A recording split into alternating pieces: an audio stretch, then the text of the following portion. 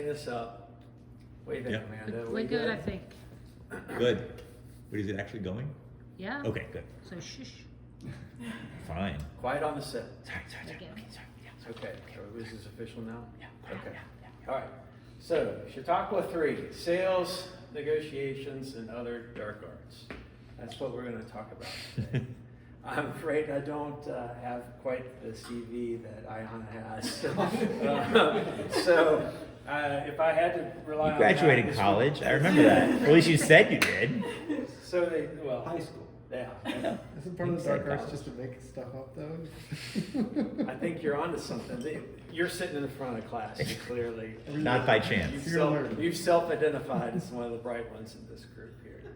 So how it began. So Sam asked that we put a little bit of a personal spin I did, on this. yeah.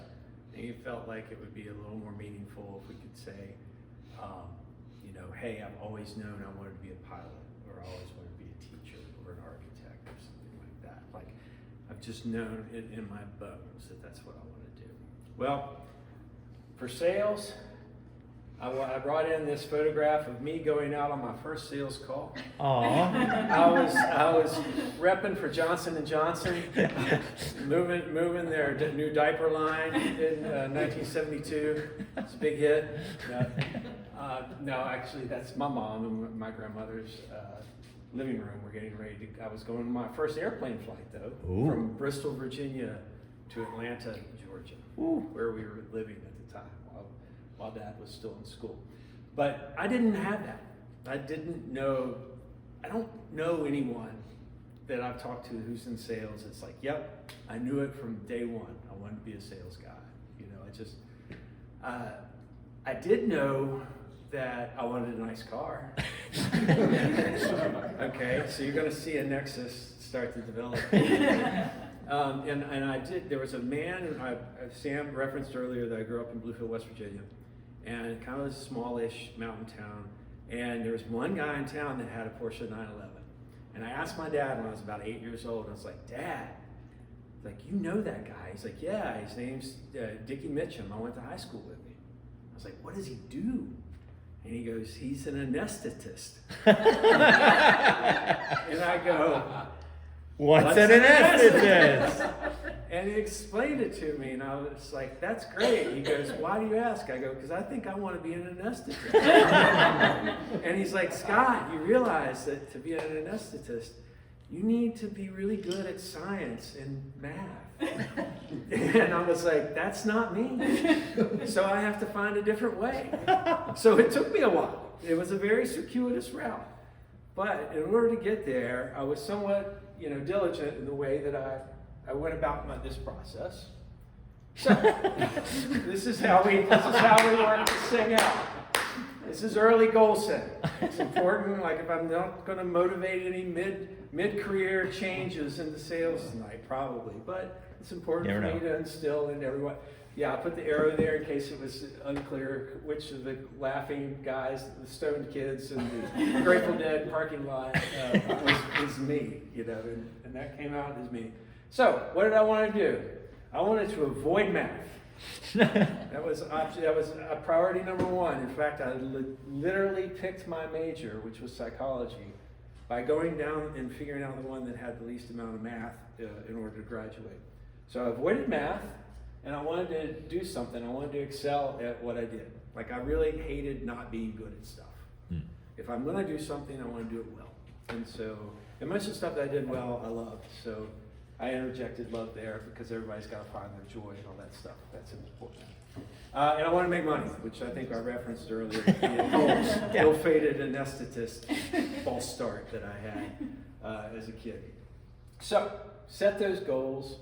And then the light bulb moment, which Sam was asking for, was at Nortel Networks.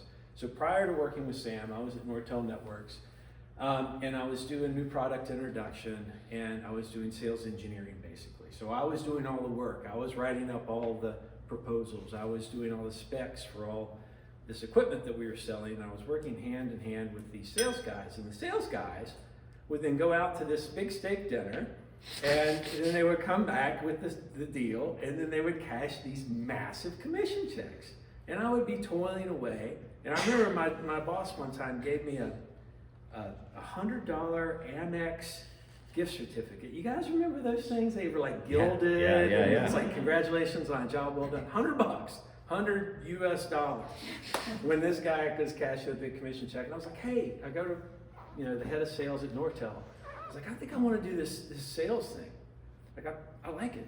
I'm doing all the work. I know the product. I understand it. I can talk to people. I feel like I've got this gift of gab that I was told. Oh, yeah. I had Yeah, you do. back in the day. And my understanding of sales was a very, naive one, which is all you got to do is stand up there and talk and convince people to do what you want them to do, and that's what sales is. And you take them out to a steak dinner, right? And that's how it worked. So I moved from Nortel. I left because they wouldn't give me a sales job. Went to the .com with Sam because even though we were solutions consultants, I was promised that I could move into a sales role because I didn't need 15 years of experience to do it at .com because Nobody had 15 years. we were buying eyeballs at that point. Yeah. We didn't care. So the go-go days of the late 90s, early 2000s. So, and I was able to do that and avoid math, excel at what I did, and make money. And there's a little bit of math. You got to be able to add and subtract. But Percentages. Even a psych major can pull that off. So let's talk about our scope. Like, what are we trying to learn here tonight? Because this would get really long and really boring if I went into all the deep dive on sales, because no one would enjoy it, especially me. So we're just going to look about a little bit of the fundamentals. What's involved? Like, what do those guys do over there when they're selling? Yeah. Like, right? Like, we're putting out the material, we're creating something, but these guys have got to go pitch it. What are they doing? A little bit about negotiation fundamentals, and then practical magic, meaning how do we apply this maybe in our everyday lives, and how could I encourage you to do that? So what is sales? Sweat from all the horsepower. So this is the idea that everybody has of sales, right? It immediately flashes into the brain. It's the used car salesman. I'm going to get you to do something that's really bad for you. It's not in your interest. It's only in my interest. Very misanthropic individuals out there. That's the idea, and it's funny. And there are people out there that do that. But in particular, in a kind of a business-to-business or B2B environment, a lot of the sale is done before they even talk to you, right? So your marketing people will say 80% of the decision's already made before the first phone call is put in, right? And I gotta tip the hat to the marketing folks. There's a lot of truth in that, because otherwise they won't even know who you are. They wouldn't give you the time of day. But there is something more to sales than just smiling and telling people what they want to hear. We'll get into a little bit of that. So I decided to make it overly simplified and just say it's just like most other jobs in the sense that you got to prepare, you got to do the work, all the work, not just the part of the work that you like, but the whole work. I mean, the really boring part of the work. And you got to use the tools that are provided to you. So a little bit more detail on that. The prep part.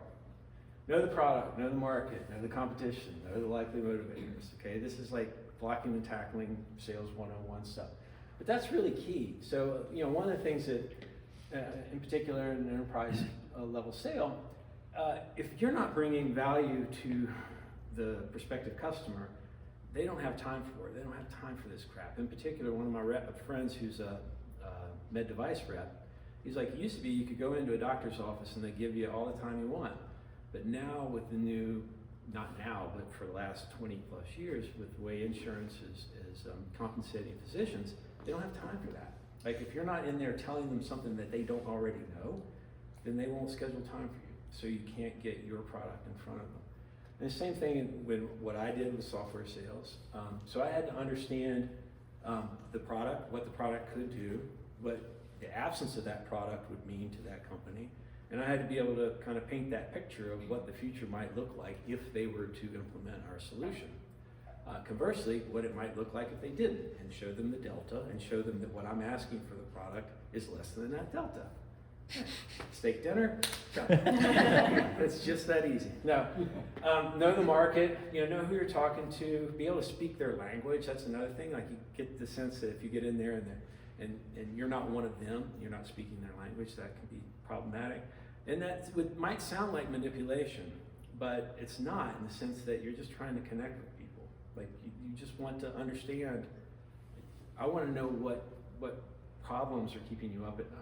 And if my product can help you, great. This is what I want to do. If not, I want to find out as quickly as I can so I can get the hell out of there, right? And go talk to somebody else. So it's a little bit of self-serving, but it's practical. Know your competition. Don't talk shit about them. Priority number one. Know the likely motivators. You know, is this individual a climber? Should I appeal to his or her, vision of his or her future? Like implementing my product, might that get you there faster? Might you be the person that brought this really cool thing to the company, which will get you into the C-suite on a pace that you want to get there? Let me help you. Let's figure it out. Tell me what it is you want to do, and if I can help you, I will. If I can't, I'll let you know quickly so I can go talk to somebody else. And that's where I kind of pivoted. See where I did here? Circles, squares. My wife's a graphic artist, by the way. She's a little chat that I didn't come to her for help. These slides would have been bomb if I had given them to her, but I didn't. I kept it all to myself because I'm a control freak. But know the individual, like get to know them. Like okay, cool, your company needs our software. What do you need? Like what do you get out of it? The old tune in to the radio station, WIIFM. I remember from the What's in it for me? Yeah. So you tune into that radio station and you got people that are figuring it out and you're like, okay, we're sitting on the same side of the table now. We're going to figure this thing out. And I'm going to equip you with what you need to get my product. It makes sense. We both win, hopefully. Know the history and the current situation. How long have you been going after this? People in your company been trying to land this one and they keep taking you to the altar over and over and over again. It doesn't come out. What are you going to do to change that? And be honest about it. Just say, hey, we had 5 false starts on this deal. Do I spend time? Because I'm ready to leave. I'm happy to go.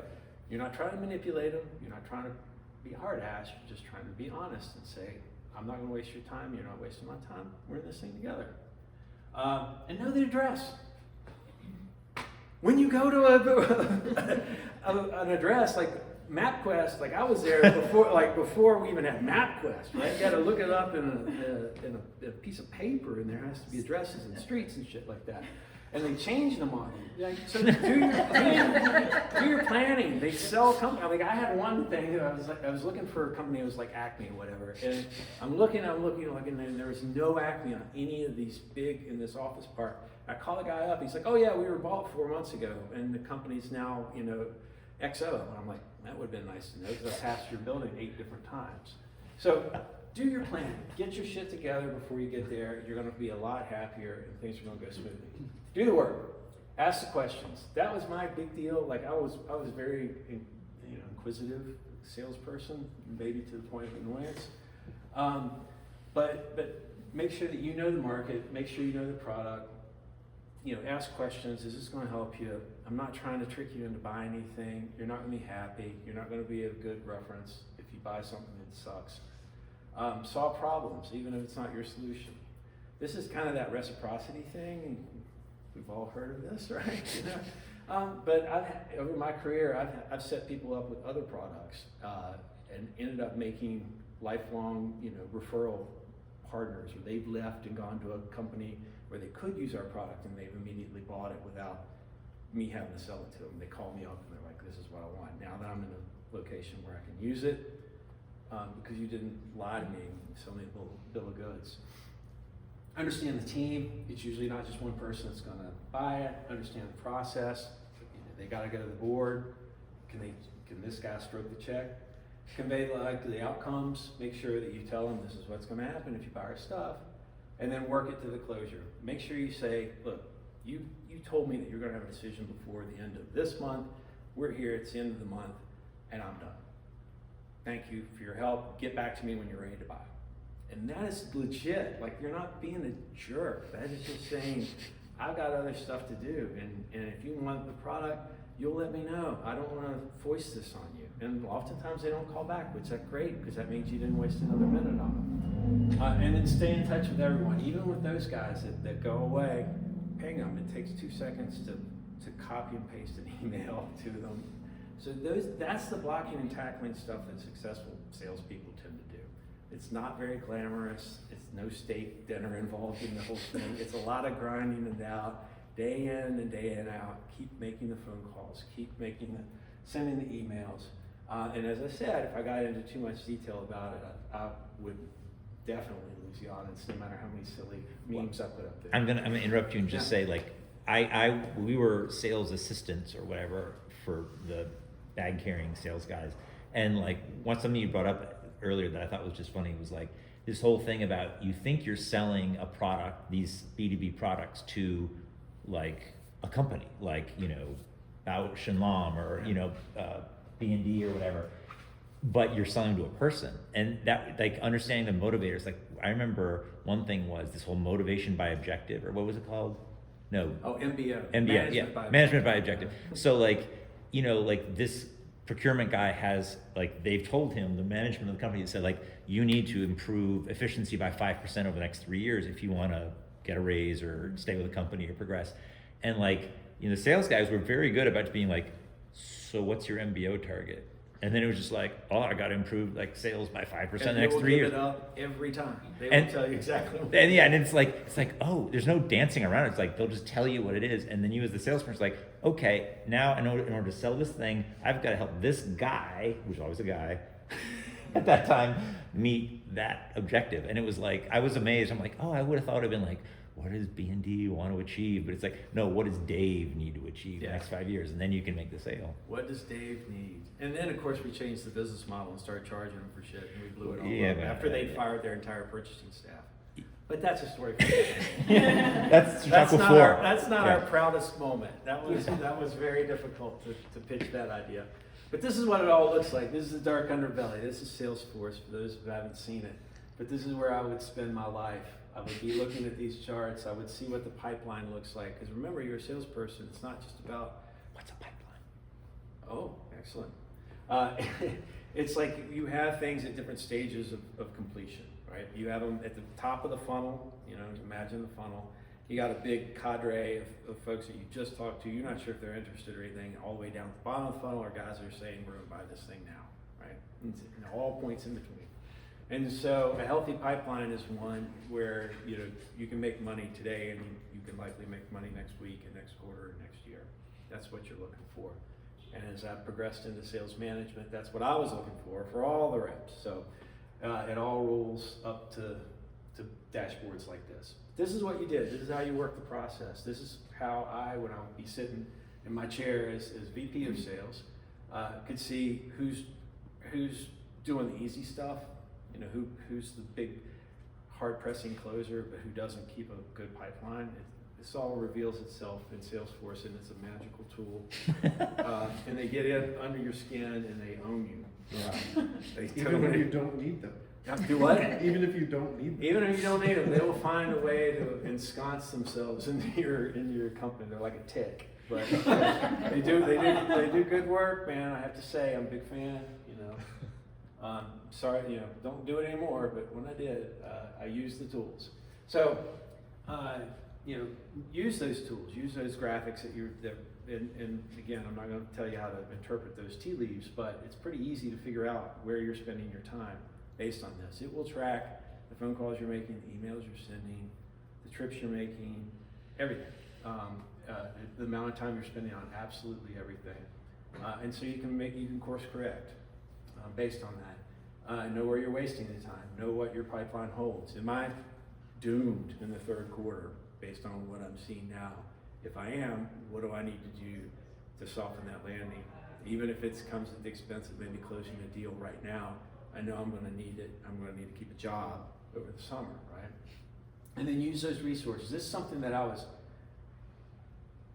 probably my superpower, using resources. So management, like bringing the heavy hitters to bear, bringing in Rick Bernstein, you know, when I wanted to impress people, when I wanted to get access to higher level people, I would bring their equivalent in from my organization. Sales operations, get all the swag, marketing, right? I mean, bring them a nice puffy wool jacket when you're going to Minneapolis in the winter. You know, I'm serious. This is that silly sales stuff, and you're like, well, it don't cost me nothing, right? You Marketing, engineering, even go to the board. Like I did that with the rep. That one of the ways I got my 2 jobs ago, probably. My VP position, just going to the chairman of the board and saying, hey, do you know anybody at this company that you would like to talk to? They're here in Salt Lake. And he's like, yeah, I totally know. I was like, well, let's get to work. So I pimped out my board, chairman of the board to close the sale. And they're like, that's the guy we want leading the team because he thinks about that kind of crap. So anyway, yeah, sure enough, there's a little bit of the manipulation. There's a certain amount of like, you can't get up in front of people and do this kind of stuff. If this really grates at you and you hate it, and sales might not be for you, but I think that there's some really good salespeople that just don't, that they're not just like the sleazy car guy that you were talking about, was up there earlier. Okay, so I want to keep trucking. What is negotiation? That's negotiation. Just go in there full tilt. Not really.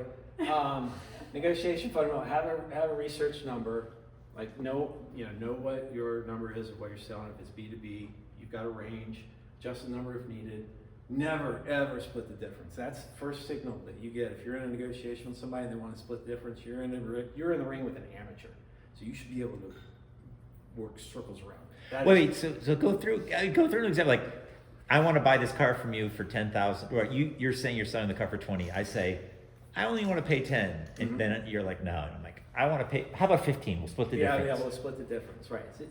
And you just ask questions. You're like, well, what drives you to get that number? Where did you get that number? Where else can you buy this vehicle for 15? Do you have that, or does your cousin have it? I would like to know, because I've done my research and I've shown that in a 250-mile radius of the 27701 zip code, there's not a single vehicle with this mileage on it, with these features on it that is selling for this amount. So why are you going to ask me to sell it for $15,000? I want to pay less. and I think you should pay less. And in fact, there's a nice Toyota Corolla. No, I want your Porsche. I want your used Porsche. That you can get, no sweat. All in $15,000. But splitting the difference, like that's what you got to ask them. Like why? And we're going to get into that with practical magic in the next slide. And identifying tokens. So a token in sales is something that doesn't really cost you anything, but would be really great for the person that you're selling to. Like give them the free, like, hey, we'll fly you guys out to our next user conference, or we'll put you up, or we're going to have this big dinner. Why don't you bring all your potentates out here, and we'll comp them on this, or whatever the tokens are, right? Like again, what's in it for me, kind of thing. Some people really respond to that because they like, appearing to be the big person in the room. And then identify alternatives, like, oh, we have a prepackaged solution. It's not as robust as a full enterprise solution, but we can get you into that. We can get you started. A couple years later, you can graduate to the bigger one. Do whatever you want, but work with them, kind of get them in the tent, as the saying goes, right? It is a saying. It's hackneyed, but it's true. You get them in there, get them to love it, and then you can make them happy. All right, practical magic. So, what do all of these things have in common? I don't know, but Allison's laughing really hard, your wife, and so I'm gonna enjoy this, whatever it is. They're all in your house. Yeah. They all what? In your house. They all were in my house, yes. But these are all things that I have sold. I have sold everything on this screen in the last 2 years. So I've sold a boat, I've sold a car, I've sold 2 houses. I just put one of them on there. I sold a used cat litter box.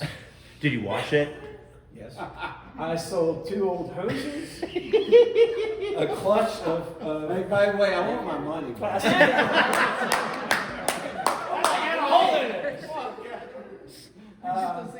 But then I'm going to save these 2 for last. Yeah. Because these are used toilet bowl seats. I replaced the toilet bowl seats in our house with the soft closed ones. Yeah.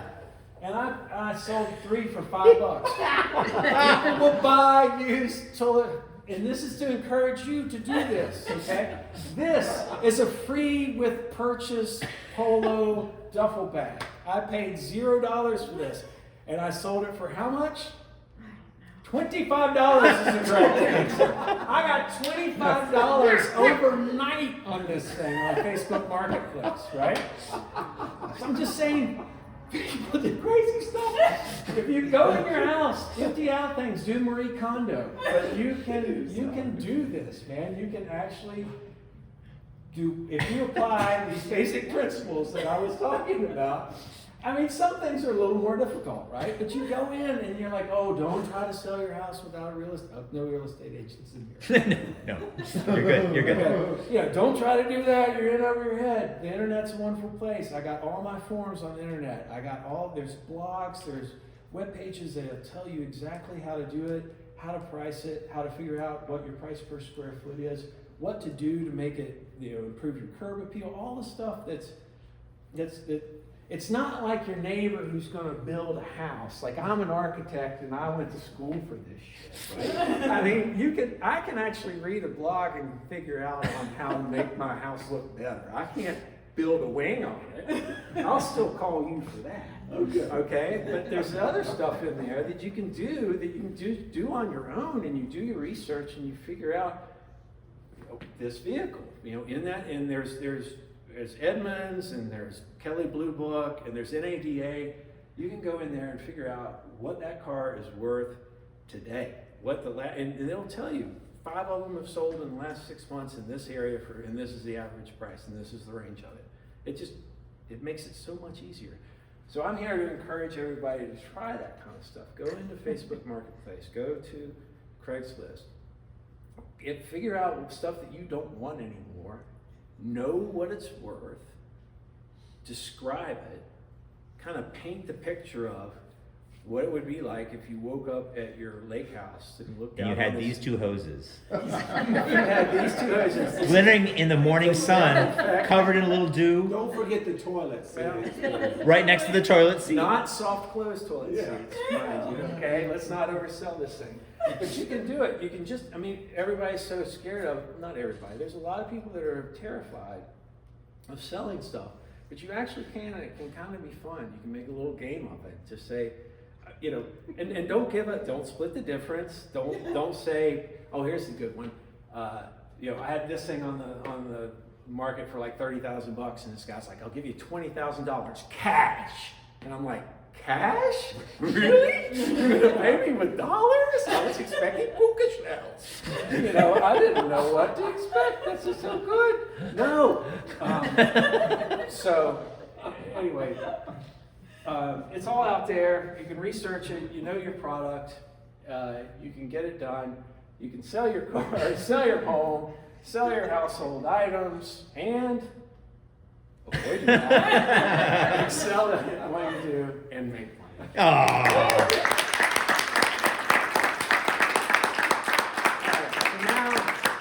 Now for questions and answers. I would like to ask the crowd, what's the most embarrassing thing you've ever seen Sam Griffith do? What does that have to do with sales? Oh, sorry. Never mind. Go ahead, Sam. I have 2, a comment and a question. So the comment is, which others may have picked up on, but I don't know. One thing I learned in my brief tenure in sales was you also have to learn all the lingo.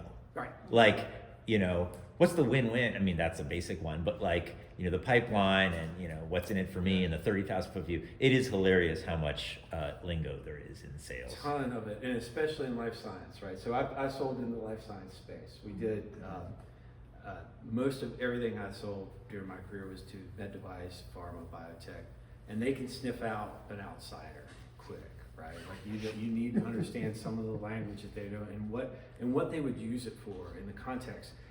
Are they a contract research organization? Look at you.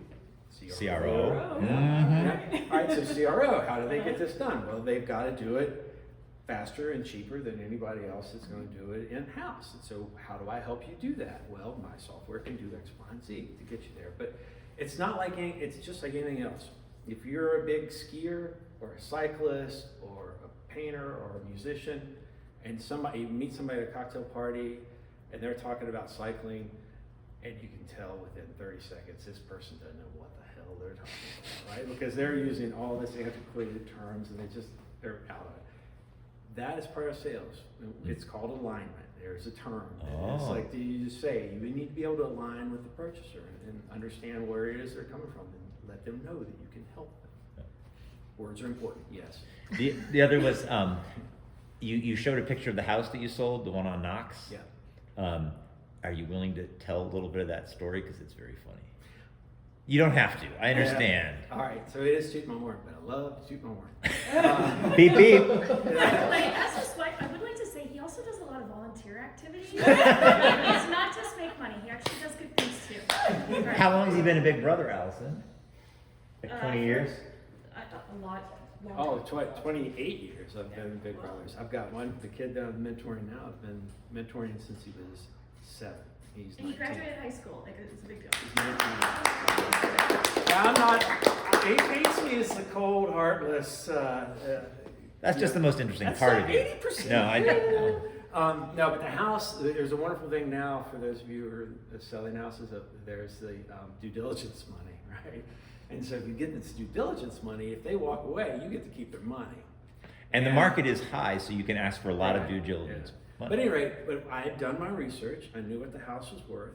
I had it inspected. Like, we knew everything that their inspector had found, and they had come up with all this cockamamie stuff. And the guy started out wanting $30,000 worth of repairs on the house if the deal was going to go through. And this happened over 4 weeks' time. And it kept going down, down, down. I was like, my counter offer is 0. My counter offer is 0. And so he kept going down, down, down, down. And then we were at the grocery store, and he called, and his name The was actual Thomas. Thomas was the buyer's agent. buyer's agent, yeah. And Thomas was like, hey, I talked to the buyers, and this is their final offer. They're gonna need $7,000, and we're good. I was like, my counter is 0.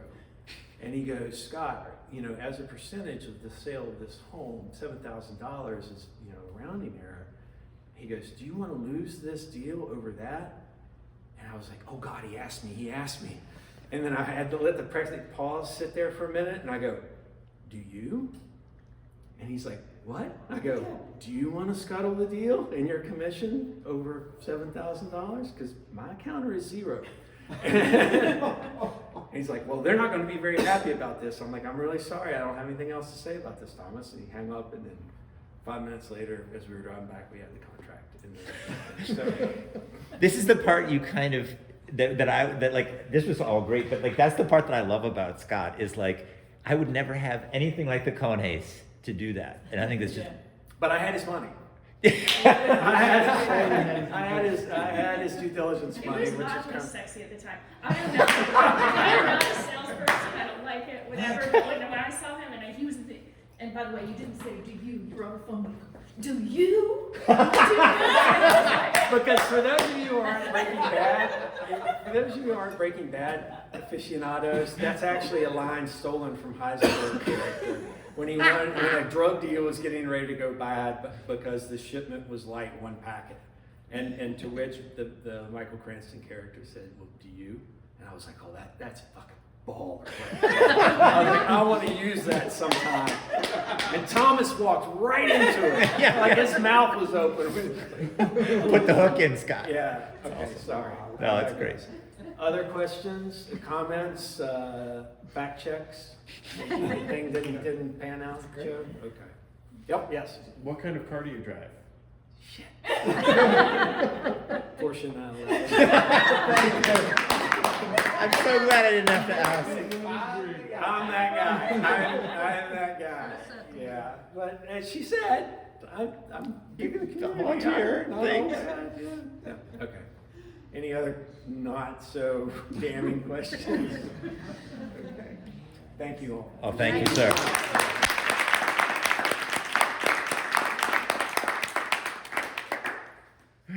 All right, so who's going next time?